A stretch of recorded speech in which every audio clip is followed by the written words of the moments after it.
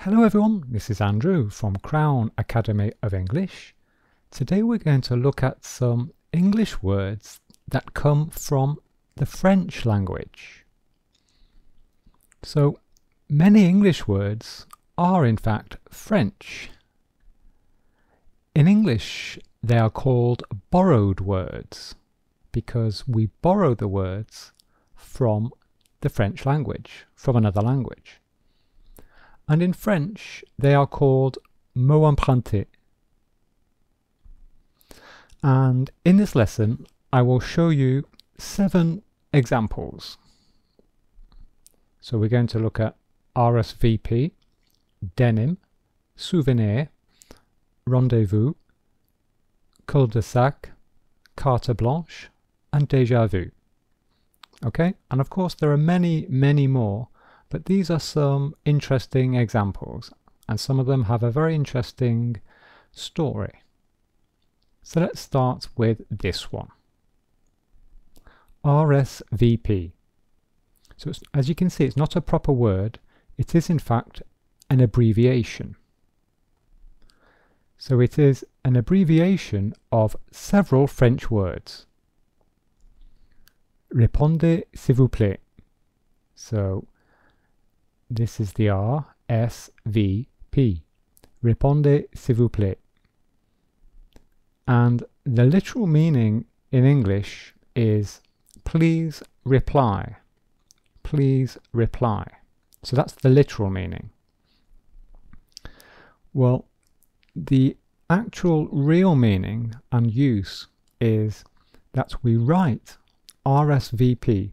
So we write the abbreviation RSVP on invitations to parties or events. So when we organize a party, for example, for a wedding or a birthday, then we write an invitation to people, and at the bottom of the invitation, we write RSVP. And the meaning and the use is we are saying, please tell me if you're coming or not. So we are asking people to confirm, yes or no, are you coming to this party? Because you need to know to plan for the party. You need to know how much food to have, how many places at the table you need, for example. So if you ever receive an invitation from someone, a written invitation, and on the bottom of the invitation you see the letters RSVP, it means that they want you to tell them yes or no if you are going or not. And here is an example. You will see this often at the bottom of an invitation. RSVP before the 30th of June. So the person would like you to tell them before the 30th of June, yes, I'm coming, or no, I am not coming. And that's very important. Very often people only say, yes, I'm coming, but they forget to say, no, I'm not coming. Let me show you an example of this in a real life example. So here is an example of an invitation to a party in English. And can you see it? Can you see the RSVP? Well, there it is at the bottom. And they've actually used it like a verb here.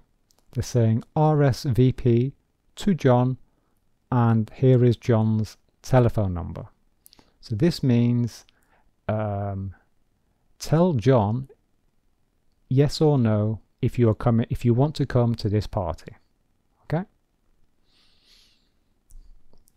Denim. Now, there is an interesting story behind this word. Denim is the name of the material that jeans are made from. Okay, so it's the name of the material, the fabric. So here is a pair of jeans. So it's the name of this blue material. This is denim. Now, here is the story. This material was invented in the French town of Nîmes. This was pronounced Nîmes. So it was invented in the French town of Nîmes, which is a town in the south of France. And if we want to say from Nîmes, in French we say de Nîmes, de Nîmes. So de Nîmes, this is French, means from Nîmes. And if we take the first few letters, then here is the origin of the word denim. Okay, so de Nîmes evolved over time, over the years, and it transformed into the word denim. Okay, so that is the origin of the word denim. So here is an example. How do we use this word in a sentence? Well, we can say he is wearing a denim shirt. Okay, a denim shirt. So it is a shirt that is made out of denim. And you can also have a denim jacket or denim shorts. Okay. Souvenir. The French meaning of this word is a memory. Memory. So it's a noun. And an example sentence in French is J'ai de bons souvenirs de Londres. I'm sorry for my accent. And the translation of that into English is I have nice memories of London. But what about the English meaning and use of souvenir? Well, in English it doesn't mean memory.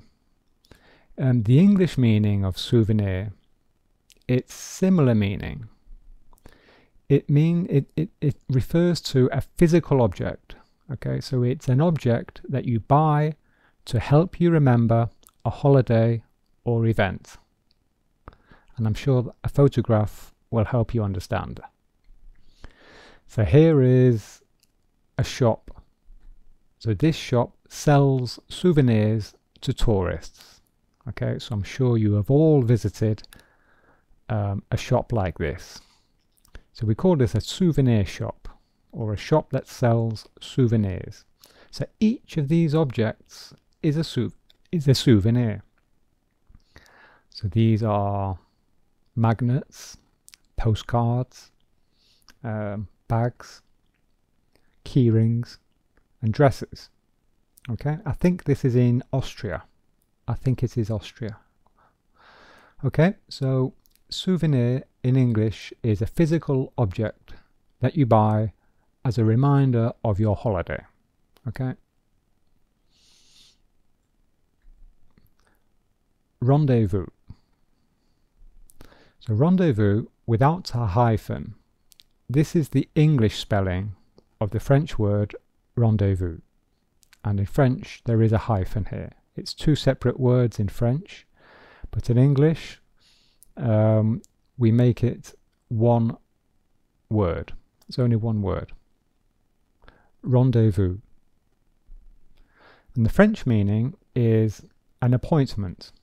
So it's a noun and it means appointment. And in French, they use this for everything.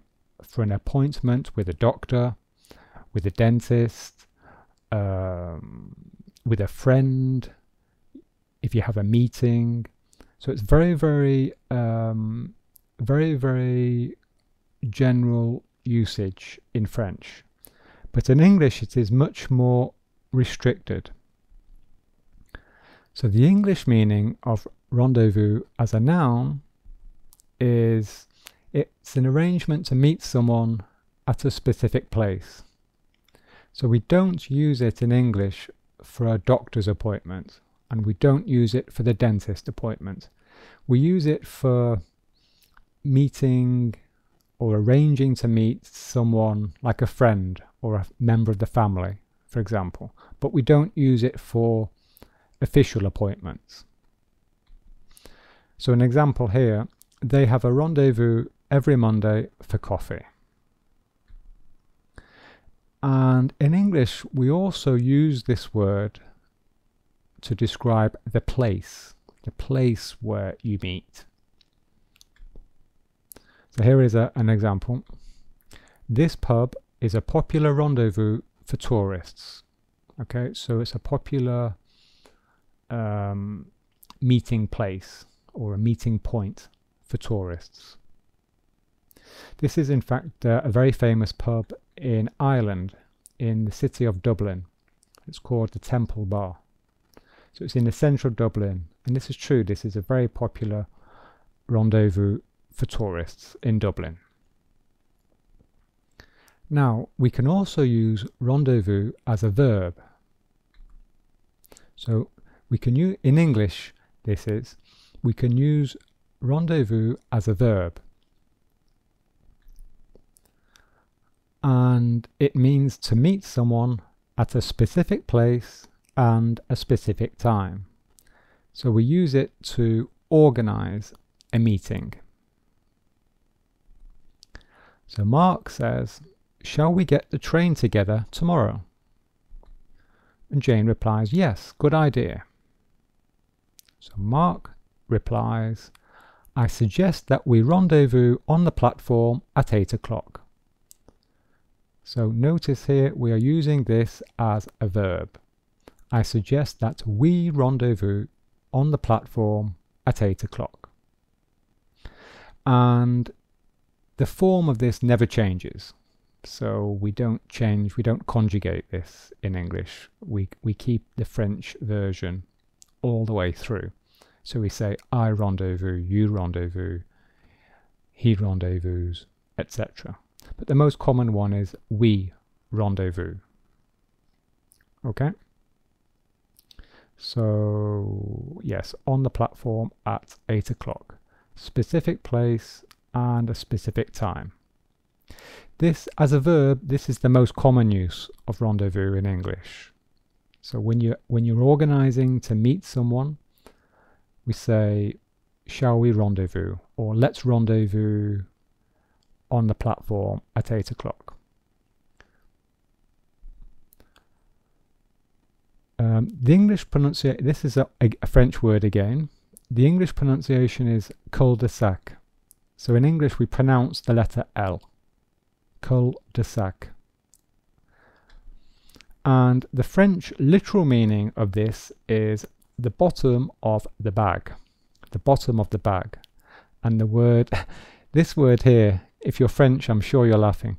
This is actually quite a rude word in French. It means it's part of your body, the bottom or the backside.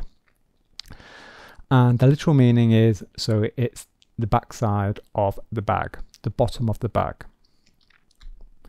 And the real meaning in English and in French is a road that does not go anywhere. A road that is closed at one end. Okay, that doesn't lead anywhere. There's no through road. So this is an example. This road here. This road is a cul-de-sac. A cul-de-sac. Okay, it doesn't go anywhere. It stops here. This is the bottom of the bag. It stops here. It doesn't go anywhere else. So if you drive down here, you have to turn around and go back. Okay, so we call it a cul-de-sac. Carte blanche. The French literal meaning of this is a blank card or a white card. So a card with nothing written on it. And the English and French real meaning is to have total freedom to do something. Okay, so to have total authority to do something. Okay, you are authorized to do something completely. And we often use this in business. So David is the new sales manager. And the CEO means the big boss. Okay, so the CEO has given him carte blanche to increase sales.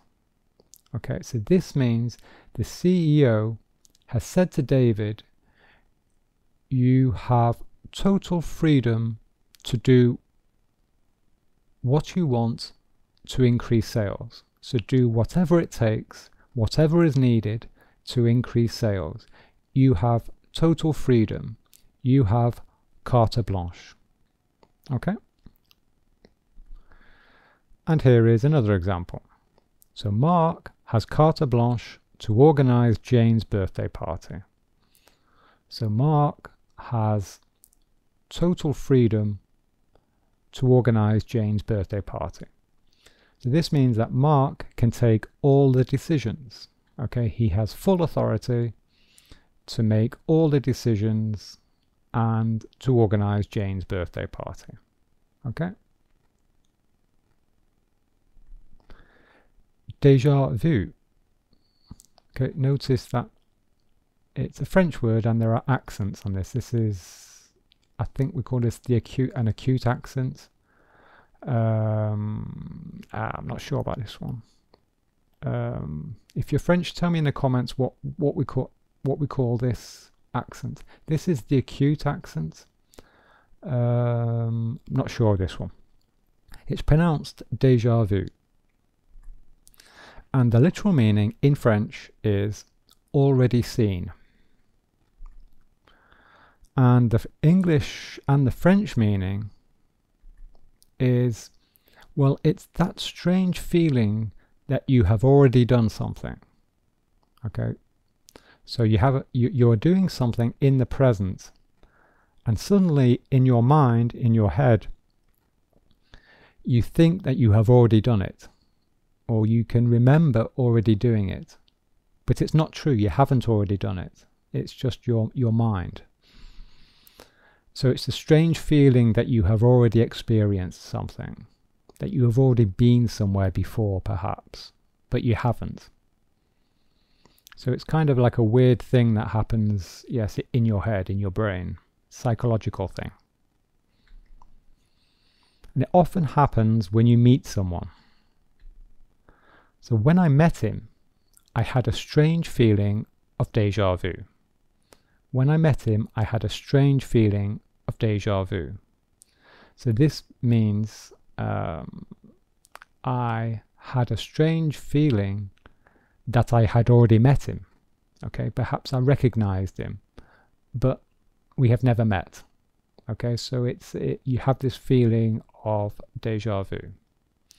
I recommend you look in the dictionary for this, because there is probably a better definition in the dictionary for you. Okay.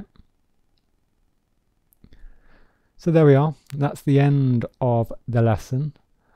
If you are preparing for the IELTS exam, then click here for information about our online course. And here are some other videos that I recommend you watch. Thanks for watching. Stay safe.